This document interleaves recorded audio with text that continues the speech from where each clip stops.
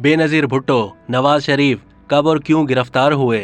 जुल्फ़िकार अली भुट्टो की बेटी बेनज़ीर भुट्टो 2 मरतबा वज़ारत उज़्मा के ओहदे पर विराजमान हुई। अपने वालिद की फांसी के बाद मुख्तलिफ मुद्दतों के लिए नज़रबंद और जेलों में कैद रहीं।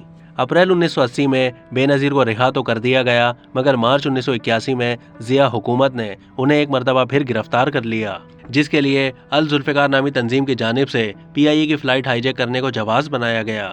बेनज़ीर भुट्टो को सखर जेल में रखा गया, उन पर कोई मुकदमा नहीं चलाया गया और न ही उन्हें कोई सज़ा हुई, और फिर बेनज़ीर भुट्टो को 3 साल के बाद 1984 में रिहा कर दिया गया। ये उनकी ज़िंदगी की आखिरी जेल थी। 3 मरतबा पाकिस्तान के वज़ीर आज़म रहने वाले नवाज शरीफ को सबसे पहले 1999 में गिरफ्तार किया गया था, जब उस वक्त के army chief general Pervez Musharraf ने उनकी हुकूमत का तख्ता उलट दिया था। उन पर हेलीकॉप्टर खरीदारी के दौरान टैक्स की अदम अदायगी, करप्शन और तैयारा साजिश केस में उम्र कैद, जुर्माने और फांसी की सज़ा सुनाई गई थी। कहा जाता है कि मुबैना तौर पर सऊदी अरब के शाह फहद की दरख्वास्त पर पाकिस्तान की फौजी हुकूमत ने उन्हें इस शर्त पर रिहा करने पर आमादगी जाहिर की कि वो 10 साल तक पाकिस्तान वापस नहीं आएंगे, जबकि 21 साल तक सियासत में हिस्सा नहीं लेंगे। सन 2013 के आम इंतखाबात के नतीजे में नवाज शरीफ एक मरतबा फिर वज़ीर आज़म बने।